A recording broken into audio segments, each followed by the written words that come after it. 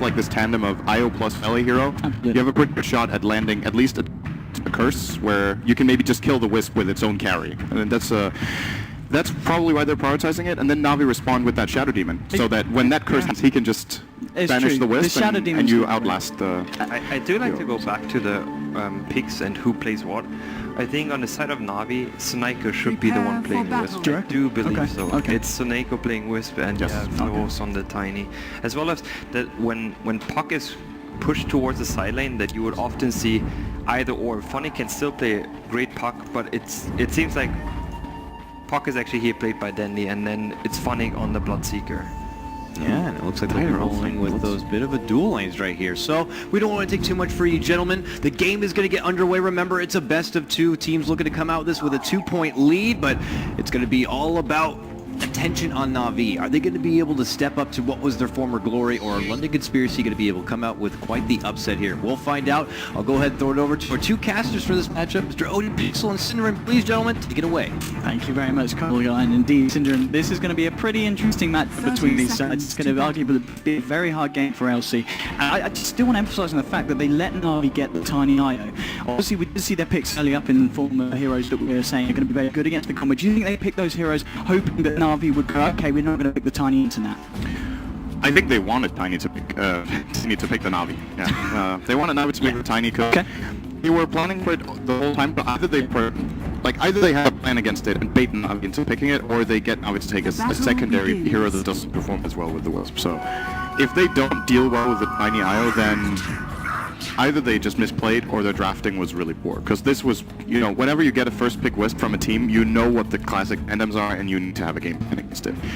My main concern for LC is that what you usually see a lot of teams do when you're playing against the Wisp is that either you have a lineup that's really good at 5-manning, so relocate becomes very weak, or if you're playing some sort of a split push or a skirmish lineup, you have cores that can escape the relocate. Flash can't escape. Shadow Fiend can't escape. Clockwork can, but it's very situational with Rookshot getting away.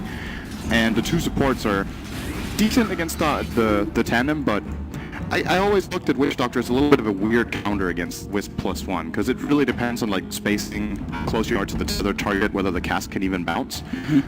So for me, it's like a semi-counter, but I don't think it's amazing. We just a lot of teams do it. I do like what London Conspiracy have done here in the mid lane. Obviously, they've anticipated the fact it's going to be Horvorst and Suneko with the Tiny IO combo in the middle, and they've sent in a Witch Doctor to help out. And Witch Doctor, a hero that can make a lot of very nice things happen in the mid lane with that superior base damage to start with. Yeah, it looks like Kaiser has managed to get, 1 CS so far. It makes a very big difference for the Shadow Fiend here. I want to say the moment he gets 5 or 6 CS, he matches Tiny's damage, or at least comes very close to, and that's when he can start getting a lot more CS. So they're going to need to help him out a little bit here with the Witch Doctor. Like you said, the cask is going to be a little annoying. Nice deny, though, from Suneko as Kaiser was trying to raise that creep, and he's already got 3 in total. So 2 last hits, 1 deny, and this should be it. 4th one, there we go. Okay. This is almost enough to secure the Shadow Fiend. The problem is, when Witch Doctor goes away, there's actually a pretty easy... Shadow Fiend, is a very easy kill for Tiny Wisp. So he never really feels safe, but if he can reach level 5 and just double raise the wave, he never needs to commit it. Well, here we go. We see on the bottom lane here. Just trying to harass back Funnick, but he doesn't care. He's just turning around, giving a few punches back to the old Winter Wyvern. And obviously, let's talk about the offlane Seeker, Synderen. Where does it stand, and where do you think NaVi have picked it up this game? Seeker is one of the heroes I have a really hard time placing right now because it wasn't picked at all in China. It was, I think, maybe it was picked once or twice in the American qualifiers, but it was very late. Yeah, Artstar there with a cheeky disruption to ensure the double damage for NaVi. IO coming in, and with that's going to be your first blood there to Artstar. Very nice little play there from the Shadow Demon. Well, it's going to give him 402 gold. A lot of value there. It's going to be his boots. Probably going to start... Well, I guess he'll get boots and upgrade the courier here at minute 3, so that's the dream start for a Shadow Demon, more or less. So what were we saying? Bloodseeker. I feel like I need a little more of a sample size because it was picked by, what was it? In the last series I saw, it was picked by 4ASC, and the game they picked it in, they got destroyed. The hero itself definitely has some strengths, especially Bloodright is interesting, where it's like you put a zone in the middle of the fight that the enemy team really need to get out of, so you have a lot of control until BKBs come up with which direction the fight goes in, so you can push people in a direction which is pretty nice. It's really good for Puck as well, like the synergy where you dream coil and then they actually can't escape the Bloodright. These are some nice stats coming out from both sides, and obviously one of the benefits of being the Shadow Fiend, you can always catch up in terms of having a bad lane from clearing out the camps, and the fact that he's managed to have the Witch Doctor doing it for him is going to just help him so much. I mean, even at this moment in time, 12 for 5 versus the 7th one on Unvoiced, he's winning the mid lane, and with this camp, this is going to be a great start for the Shadow Fiend. Now, there is a big Satyr in this camp though, so he needs to make sure to clear it off fast, else it's just going to heal up again. And well, he's only level 3, so these raises aren't really that scary yet. He's got another 2 to give. Bottom lane, but seeing Madara here trying to go on to Fenix. Fenix trying to turn this one around. He's going to try and chase it, and I think he might be able to get a couple of hits. Will bring down the left side, tries to pop his up. Oh, with the lightning storm! Madara there with the burst damage to deal with the Phonic Bloodseeker. Very nicely played there by Leshrac. Well, that got really close. They cannot afford to let this Bloodseeker get a kill in this lane. This is... I want to say Wyvern plus Lesh should actually run this Bloodseeker over. You go in with Arctic Burn and with Edict, you just run him out of the lane. But he's got level 4. I'm actually really surprised that Phonic managed. He started with the Poor Man's Shield and I think a pack of Tangos or something. And yeah, he did, yeah. What they did was they tried to pressure him a little bit with the Wyvern, but it didn't seem like they committed at the same time and got some really solid pressure out. The goal against Bloodseeker is he doesn't really care about being brought down to, say, 2/3 of health because he just heals it up again. You need to take him down to 1/4 or something, so he can just go back and take a CS and feel comfortable about it. Oh, mid lane. Tiny and IO, they go in and they go hard. They get the Witch Doctor there, taking him away from his partnership with the Shadow Fiend. But I mean, also notable, we're looking at the top lane, the fact that the offlaner for LC, Skylark on Clockwork, he's only just reached level 2. He is not having a good start this game. Oh, mid lane. Are they going to get more here? Vorst, the Snake, they want to go in with the Toss. That's going to be another kill in the mid lane. They've managed to find 2 there within the course of a minute, taking down both the Witch Doctor and then the Shadow Fiend to follow. Things are certainly looking up for NaVi here in the early game. Yeah, they're winning all 3 lanes, yeah. Essentially. Sure, the Bloodseeker died bottom, but if you want to... Like, what I call winning in the offlane is that you get more than you should. And he's level 4.5. In my opinion, he should probably be level 2 or level 3, similar to the Clockwork. So now they're just outplaying them left, right, and center. And for LC to come back into this, I think you're going to need to rotate your supports together. Either you move the Wyvern into mid, who actually has a really interesting engage path where you can fly over the cliff, but there is a NaVi ward there, so you would need to smoke for that gank. Or you try to pull the Witch Doctor to the bottom lane gank there. Because I think the top lane kill is not going to happen with the support duo. Puck is really, really good against both Witch Doctor and Wyvern. Yeah, absolutely. And talking about the Dandy Puck at the moment, look how well he's been doing in lane. 36 CS, 21 denies. This, I don't think you could ask for a better start here on Dandy. And look at the farm. He's coming up to 1,800 gold. He's going to have a Blink Dagger 7-8 minutes into this game at this rate. Yeah. He sold his salve, I think. He started with a salve and 8 tangos. I'm a little bit surprised that was the starting build for Dandy, because I wonder if he was expecting them to aggressive trialing into him or something and was scared of the harassment, but... Seemed like a little bit of overkill in the region. Cost him a little bit of gold. Yeah, I mean, I guess at the same time, looking up for the side of LC, they've got a lot of farm on their Leshrac, and their Shadow Fiend, you know, apart from the fact that he did give away that death, he's been doing pretty well overall in the mid lane against the time. Yeah, he's getting a lot of farm from this big camp. Should bring him up to level 7 with his next 2 raises. Doing a bit of bottle crowing as he should. Gonna see him finish off the camp here with just 1 raise and a right click. That's level 7. Gonna rotate further, and they're doing a really good job stacking, like you said. Witch Doctor has definitely been on point with that. And one thing London Conspiracy are doing very well, and once again, the thing I can mainly compare to from the recent few days is the Chinese qualifier. Okay. We often saw supports getting underleveled, where they aren't really that effective. They try to make things happen, they don't, and then there's the plan B is gone. LC have been stacking a hell of a lot. And as a result of that, both of their supports are almost level 5 and 7, which is pretty decent, to be honest. NaVi's got some good stacks too, though. Very, very good economy play from both teams. Is that a quad stack on NaVi hard cam? I think that's triple. Triple stack there, and they've got a double on the leftmost hard cam. So there's a lot of unclaimed gold for NaVi, and even without that, they're still 1,500 ahead. Yeah, and this is Denzi now, hitting level 6, has the Blink Dagger. I mean, at this point, you're obviously having such a great game as the Puck. Are you safe to just pretty much stay in the lane and continue to farm, or is it your best bet to start being mobile and start looking to shut down the other lanes even harder? I think they have a pretty good shot at killing the Lesh bottom, actually, if Dendy ports Coil into Blood Wraith, and then Lesh has to choose either he takes the Long Silence, or he breaks the Coil, and then Dendy can't miss his spells. So that should be a fairly easy kill for Dendy. and I would actually recommend him moving pretty soon. Let Artstyle get the top lane, get level 6 on the Shadow Demon. The Demonic Purge isn't amazing in this game, but it always makes some sort of a difference. And then he can definitely be useful elsewhere. Because else the problem is, they're safe lane farming a Puck, right? And you're trading Puck farm for Lesh, and in the mid lane you're trading Shadow Fiend for Tiny, that's fine, but in terms of scaling, I would say Lesh is probably the better hero to have 200 CS on instead of the Puck, and then he has such a huge impact on the game right now if he starts moving. Level 7, probably gonna... I'm surprised that he maxes out Orb. Surprised in the first place that was his priority, because the silence is really, really good against, for example, Portal Shrek early on. Did he need the Orb in the lane? I don't know if he used it to arrest Clockwood, maybe he did. I'm actually going to see both Avos and Soneko come up to this top lane. Looks like they just want to clear out these camps at the moment. On the side of Elsie, they're all on their side of the map and down around their own jungle. So no one's going to be getting caught out here at the moment, and both teams just looking to farm up and clear out those camps and stacks that have been created. And now Skylark for LC will be going to the bottom lane, because you can't have a level 3 Clockwork level minute 9. Like, this is not going to work. They really need him to level up. They need the hookshot against the IO Tiny. It's a really good way of splitting them apart. You hookshot in on the Tiny, you cog, and then the Wisp gets knocked back, for example. Or it's a good way of zoning out a Bloodseeker from the fight, who is very, very mobile and fast once damage has been done by Dendi. And that way they can try to keep him under control. Clock is actually the most important hero for LC to get levels on, and he's really tanked. Yeah, and the fact as well, we're seeing 9.5 minutes in, Uriah's level. Woo! And I'm on a stat. Oh, you are? Wow. How far back does this data reach from? I mean, that's 3 years ago. 4 years maybe. Solo mid Enigma, those were the days. But anyway, yeah, they've got the level. So what was the stat on Dendi? I'm sorry, I got a little excited. You were just looking at your name, that was funny. I never see that, so I got a little excited about it. So what was the stat on Dendi? 6th most denies out of, what was it? I was too mesmerized by the fact that he was there, Syndrome. I'm sorry. We apologize. We apologize. Please show the stat again. I'm a little bit self-biased there. That's on me. There we go. Denies per game. Oh, he's 6th on that? I would have put Dendi in the top 3. I feel like he denies a hell of a lot every single mid-game. I'm actually surprised he is only 6th. So who's above him, I guess?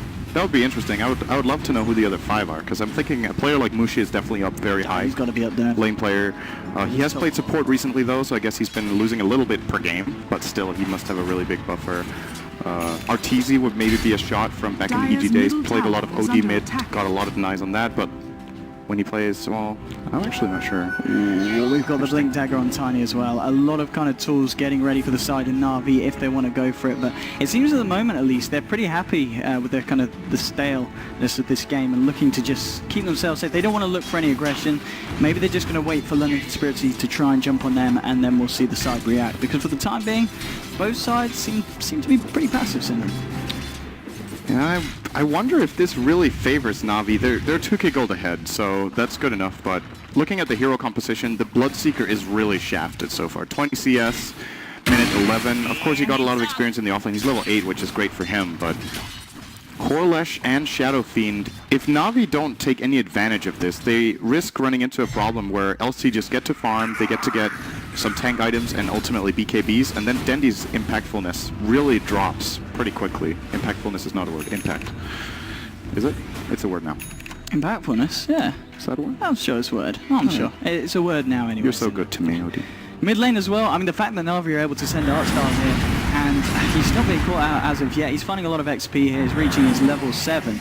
So they're being able to give the Shadow Demon space, and at the same time, Tiny, with the Blink, has just been heading around the jungle, clearing out the camps. Havor still keeping himself very farmed up. It's a lot of things looking up for NaVi, but at the same time, the second 2 highest on the network board are both on the side of London Conspiracy. We've got the Leshrac, we've got the Shadow Fiend up there, pretty much on par with Dendi's Puck at the moment. It's just a question of who's going to be able to do the most with this kind of early game farming. I'm wondering what NaVi are scared of. I mean, I'm guessing they're not scared, but that they just think that farming is fine. In my opinion, their lineup is a lot stronger than the Radiants right now, because Clock is not level 6, Tiny has a Blink, and Puck has a Blink, and they got them super early. Dendi got a Blink 5 minutes ago, hasn't used it. I can't remember when Tiny got it, but he already farmed another 1,200 gold, so I'm guessing he got it a few minutes ago as well. Finally, there's going to be a play here. This is what I was waiting for. Let's see what they can do with this. They've got the Blink on the Tiny, they've got the Blink on the Puck. And here we go, straight into the jungle. Horse leading the way to the left. We see the Silent Conspiracy looking it out. Well, we're going to jump straight in. Denti here with the waiting with the silence onto the Wyvern, but the Death Force being dropped down. They've taken down 1, 2, 3. Seneko, Artstyle, and Force. They are all NaVi just walking to the Silent Conspiracy. They might lose more. Skylark hook-shotting forwards onto Funnick. Can they trap him out? He hasn't quite got the mana. Yes, he has now for the Cogs. Could he get himself in range for this one? He has got the Tranquil Boost, but no. Oh, yes, with the slow from the Riding Stop. Oh, the Cogs, they don't trap Funnick. They only push him away. But nonetheless, NaVi walks straight into London Conspiracy, and London Conspiracy just ripped them apart. 3 kills for the side, and the Radiant lose nothing. What happened to Dendi in that fight? He jumped straight in, he got the silence onto your Winter Wyvern. He never used coil, he got stuck on the cliff, and I want to say, so I really wanted NaVi to make a play. London Conspiracy were in the perfect position there. Absolutely. They broke the smoke.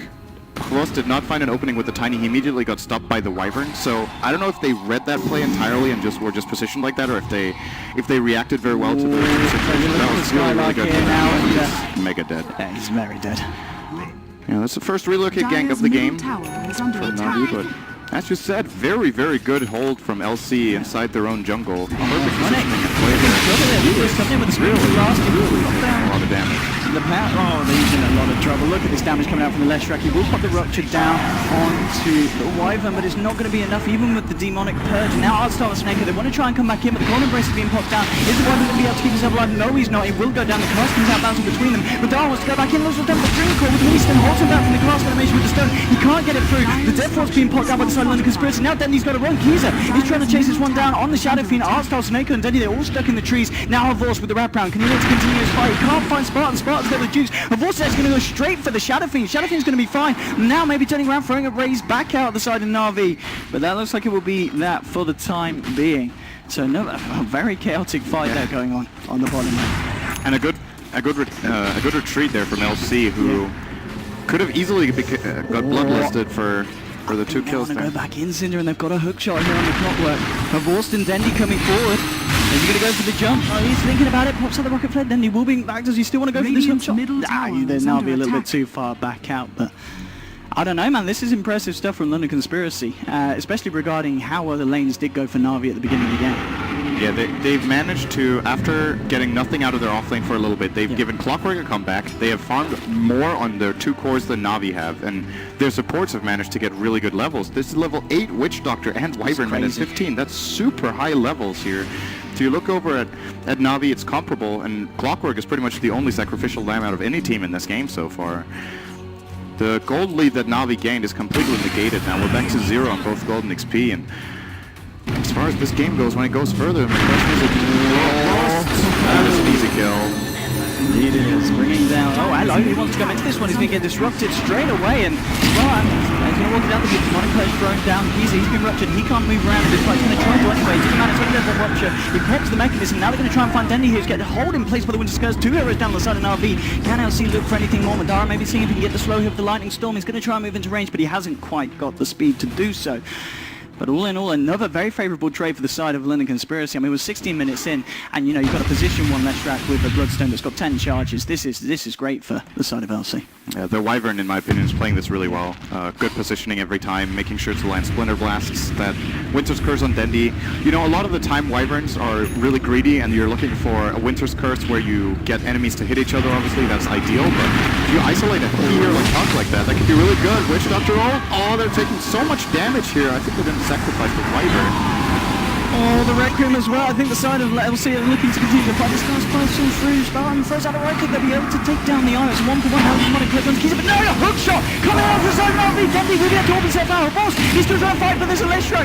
There's a Witch Doctor. There's a Shadow Fiend. He all go down. Skylark stands still. It doesn't matter about the rupture. Funnick will be able to get himself out of this one. But again, NaVi, they're throwing away so much in these fights with LC, and LC are coming out on top every time. 13 Bloodstone charged Lesh. Minute 17. He's going to be a problem. This is okay, so he's going to go for the Yule Scepter by looks on this Leshrac. Not something that we see every time. Dream Card will be solo dropped onto Skylark. Can Dendi even find this? He'll throw the orb out, but I don't think he wants to jump forward to it. And no, he won't. He has to back himself away. London Conspiracy. And this Shadow Fiend, he's level 13 and getting pretty scary.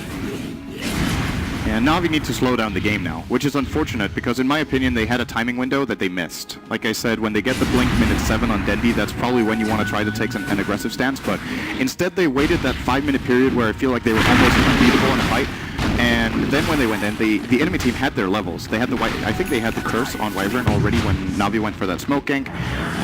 Probably Witch Doctor was also pretty high level in that situation. Actually, they find this is going to be a relocate coming. Dendi blinks forward as well, but it's a solo relocate. There's no Tiny. They don't need the Tiny. They will be. Oh, the hook shot! Just jaunts out there, does the puck. And this is not happening for London Conspiracy. Finally, NaVi take a fight without any casualties of their own. I've got to be honest, I was kind of holding my breath there. I was like, hang on, I thought we saw someone die, looked to the top, there was no one there, but of course he's got, what, 17 Bloodstone charges? He's straight back on the pitch at this point in the game. Wait, he had 13, right? Oh yeah, it's rounded up, because he lost 5. I was like, that's not... Yeah, it gets rounded up, so... He's down to the original 8, which is still pretty good. I mean, it's minute 18, it's not the end of the world for him. I would have obviously loved not to lose those charges, but all in all, the end trade, at the end of the day, is that they get the tower. Because NaVi used so many abilities on killing the Lesh, and he insta-respawns. It wasn't all in vain for LC. I'm just looking at NaVi's lineup now, and like I said, they probably need to slow it down a bit, but in my opinion, Bloodseeker with this level of farm at minute 19 really scales poorly. If you want this to be a core in the mid-late game and want him to be really impactful, you need to get him more farm than this, and it looks like they're just prioritizing farming Frost and Dendi. In my opinion, Dendi should stop farming. Or not stop farming, but he should give Funnick more priority. They need the Bloodseeker to be more than just a moving blood rate, basically. Obviously, at the same time, of course, he's going to be looking to continue to work towards that Aghanims. And once you do get the Aghanims on Tiny, there's a lot of potential for comeback. I mean, one good fight, and you can easily take 1-2 towers down. You can really get the momentum going back your way with the Tiny IO combo, and it's not too hard to do so. But if LC keep playing like this and NaVi keep throwing away fights, it's going to make it a lot harder for them to kind of play on in this game. And now we're reaching the point I was scared of for NaVi originally. The BKB on Shadowfiend is up in 300 gold, so he's got that in a second. Yeah, he is not looking hard here. It's fine. Oh, it's fine. He's fine. He's over there. He's got a Glimmer Cape. He's all good. He's all good. Good old Glimmer Cape. Yeah, he at least has decent farm on NaVi relative to what he could have now. As they relocate bottom, Skylark with a really good power comp. They get nothing out of that. They might even lose the Wisp. Oh, that's horrible. Oh, not so horrible. Gets the tether on, but that was a little bit of mess there from the side of NaVi. The Avalanche was off point, and indeed, it's a little bit hard to relocate onto the Clockwork if he gets those cogs out straight away. Yeah, if he's in the perfect position when the relocate comes in and reacts correctly, it can be a little bit tricky. So, yep, doesn't happen. What I was getting at, Shadowfiend, BKB is flying out right now. They've got the Lesh with the Yules. It's obviously not a BKB, but it's still a defensive item that can disjoint NaVi's combo. You can avoid the Blood Rite, you can maybe, if you time it well, avoid an Avalanche or Puck Silence. There's multiple abilities that can be really key to avoid here, and of course has the aggressive potential with it as well. If there's one thing LC's lineup doesn't lack, though, it's catch. They have Hookshot and the Wyvern, which I think is more than enough, so I'm guessing he's getting it mainly for defensive purposes. Okay, and we're just going to have a quick pause here, but at the moment in this game, 21 minutes, 10-8 between the two sides. Obviously, it's not over yet for NaVi, but it's. I've got to be honest, I don't think people may have expected London Conspiracy to have as good of a start as they have had against NaVi this game. No, they're definitely showing up today. Yeah. It's good to see, because a lot of, you know, the cool stories in qualifiers like this is that LC is a team that I think pretty much everyone just counted out, like didn't even consider the top 4. And they're showing some potential in this game that could definitely take them there. There were a couple of upsets, I believe, for example, in the Chinese qualifiers. HGT didn't even get top 4, I believe. So no one is safe. A lot of people even picked HGT to win that qualifier, and they didn't get that far. So if LC are well prepared, if they have something up their sleeves, such as this Wyvern pick, if you're able to perform with heroes that other teams don't play, you have a really big advantage going into drafting phases. And maybe they can be a big surprise story in this. It's obviously a small sample size so far. Radiant's middle tower. All right, tower goes down. A couple of big items coming out for the side of NaVi. Dendi's now got his Yule Scepter complete, and Vorse now has the completed Aghanims on Tiny. So obviously very respectable timings and item progression for both of these cores. But still, we're kind of yet to see them use what they've had at their capabilities to the best of their abilities so far. Because every engagement, they've kind of gone straight into an LC. They've been there with a Death Wolf, with a Winter's Curse, and it's just pulled apart NaVi each and every time. But maybe now we can see NaVi pull off something spectacular. It looks like they will lose this tier 2 here on the bottom lane. They have Glyph. They are not interested. They'll delay it. And they're going to go for it. They do have that relocate, but at the same time, Tiny and I, they're looking to just push down the top lane, maybe to just get a bigger tier to tread their own. Oh, looks for a hook shot there, Skylark, but it must have literally just been off because they looked incredibly close. Yeah, he was trying for Shadow Demon, right? That was the kill he could get there, yeah. And I think they would have got it. It could have even spawned a really big team fight that could have been great for LC. If they kill the Shadow Demon early and there's a TP relocate in and they manage to counterplay it with the Wyvern the moment they land, they might have got some bonus kills out of that, so. Well, NaVi still lose their tier 2. They weren't interested in trying to hold it. They delayed it as much as they could with the Glyph, and things are going to slow down a bit here again.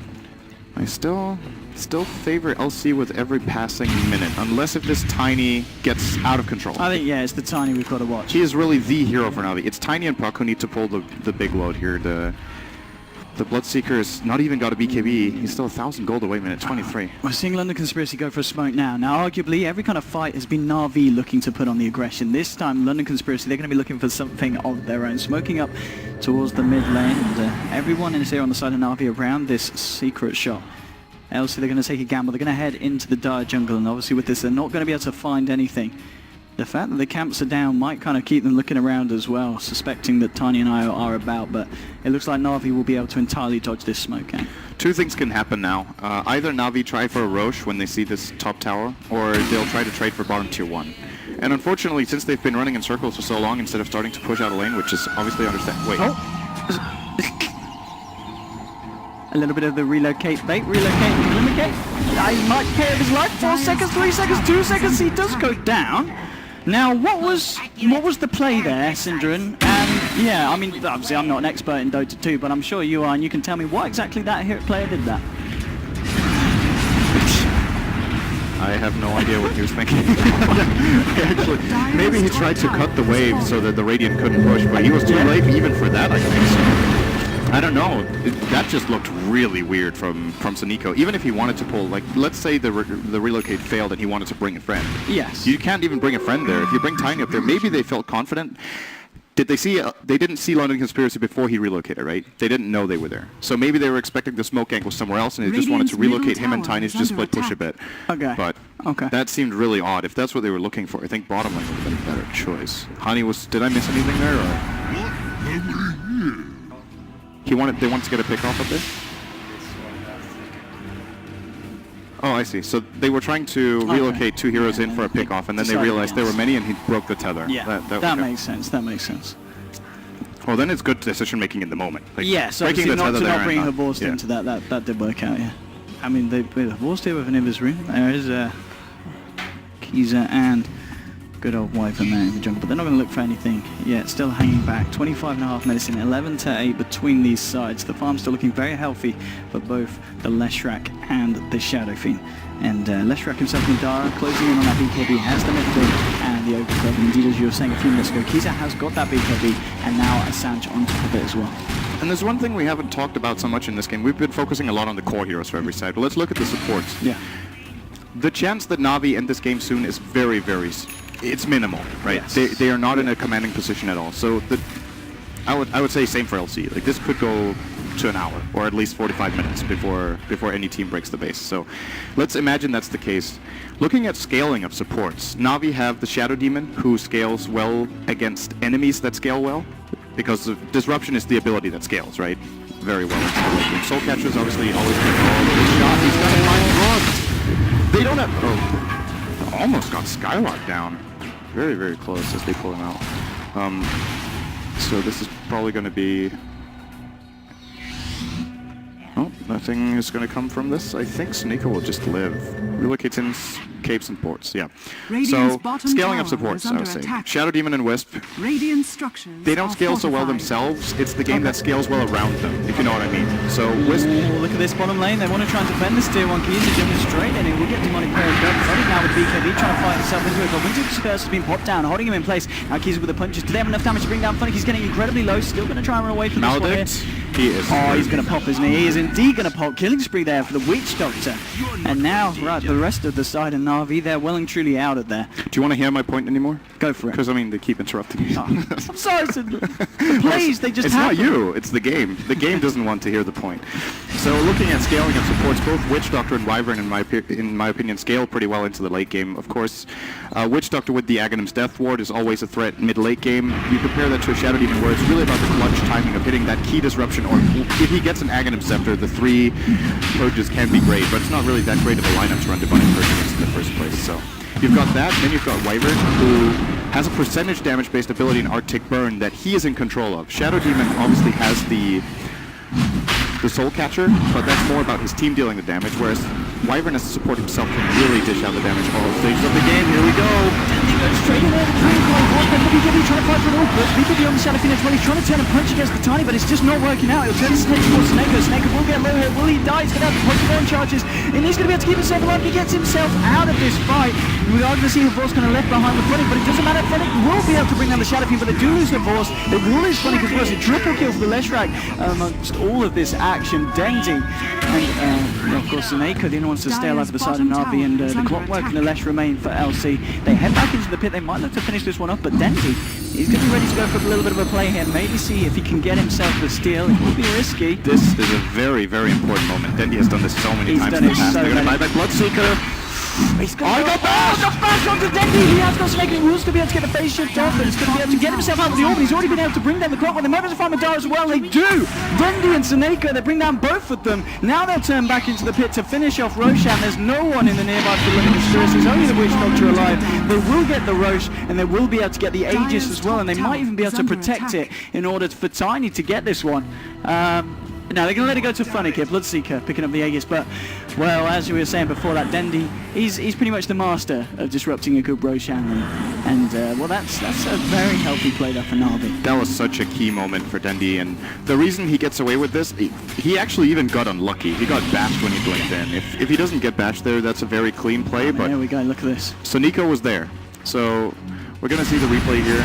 Suneko, when Dendy blinks in, he's going to blink Silence Orb. They buy back the Bloodseeker, hoping to have him join as part of the fight, or at least give some vision with it. There we go, that's the bash, but Tether and Overcharge. He's being healed. The Lesh Stun's actually going to miss. That was also a misplay here from Madara, hoping that he could land it on Dendy. He might have wanted to cancel it and try to get the Wisp, and then play it from there, but yeah. Very nice snipe from Dendy, and maybe a little bit too greedy from LC in hindsight. Now, it's a really high-risk, high-reward play, so... I guess if they don't do it, they just lose the Roche. Yeah. NaVi respawn, and they're closer to that with their middle tier 2 tower. So I mean, we see, looking at the graph at the moment, up and down, up and down. It's a fairly big swing. Those 2 kills from Dendy were worth about 4,000 experience and 2k gold. And obviously, the Roche is a part of that. Okay, indeed onto Spartan. Look at the TP reactions though from the side of London Conspiracy. Will NaVi be able to find anyone here that tries to look for, but no. Now it's London Conspiracy turning this one around. They've been able to bring down Snako on the eye. They're going to find her force here as well with the Death Ward.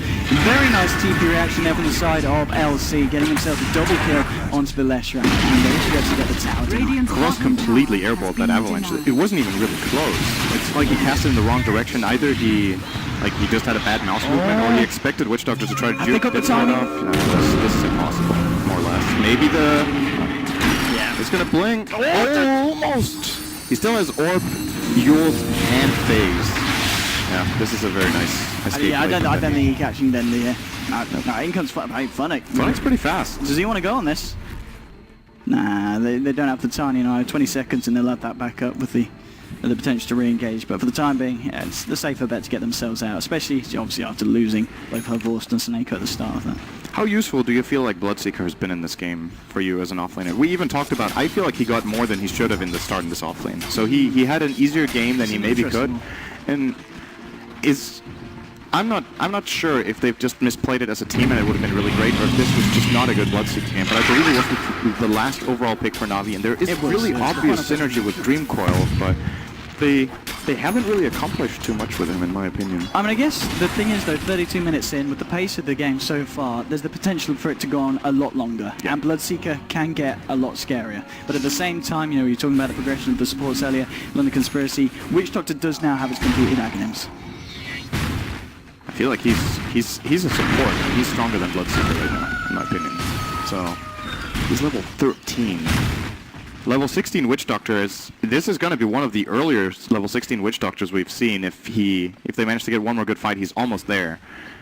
And you look at a hero like Tiny, who generally when it comes to carry versus carry matchups and you've got an overcharged Tiny, the way he wins those battles most of the time is that he obviously has Craggy Exterior and he has the Serrat of Wisp coming in, but Wisp can't actually stand and heal him when the Death Ward is bouncing to the Wisp. You have to run away, or Glimmer Cape at the very least, and then you've used your defensive item, maybe a situation opens up, and the Death Ward just...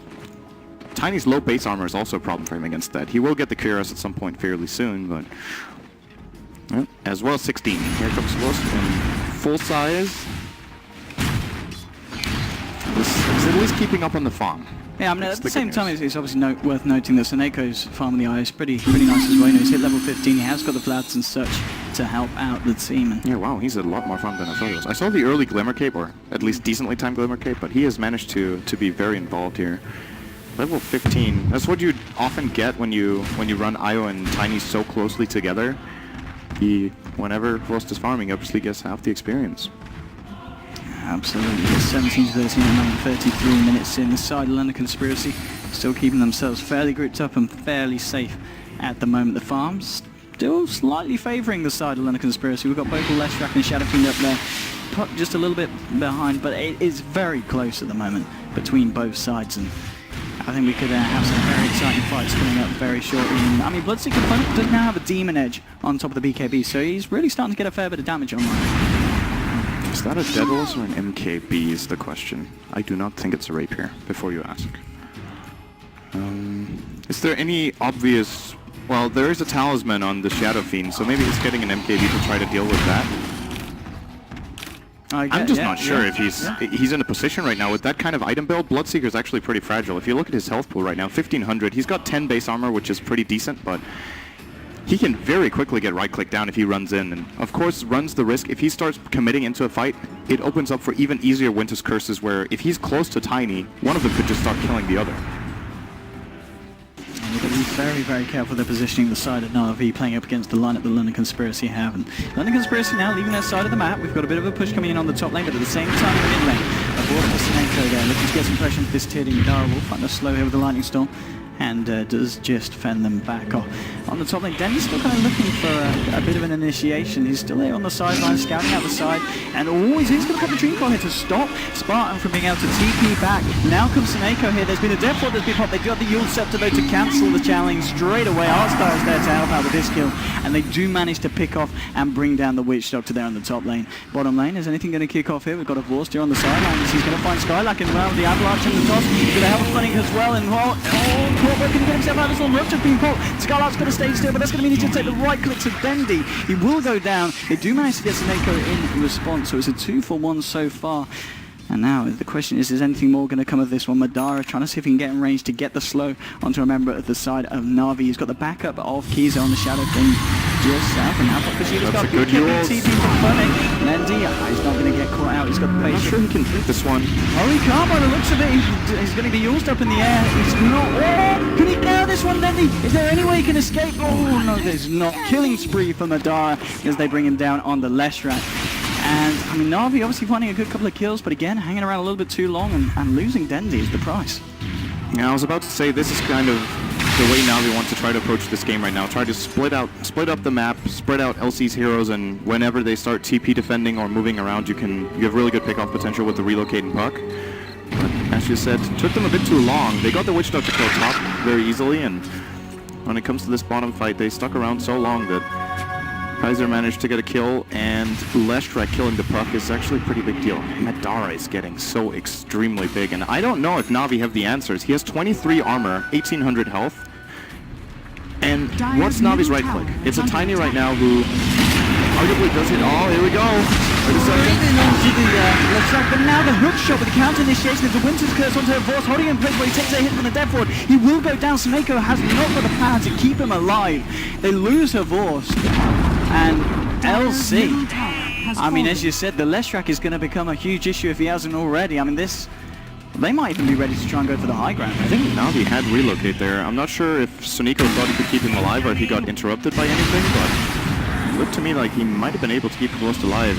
And instead, losing him, LC are going to feel pretty confident that this buyback is non-existent right now if they start taking down half the tower. Oh, Artstar completely out of position here. It's probably going to be brought down as well. And with the right clicks from Kaiser, it's more than enough. And that's going to be another pick off for the side of London Conspiracy. Still 30 seconds before Horst is back on the point. So much There's a butterfly on sustain. Shadowfiend now as well. They have so much sustain. Mech, Witch Doctor healed, Cold Embrace level 4, Earn. And yeah, like she said, Butterfly. This is easily one lane. The question is if it's two.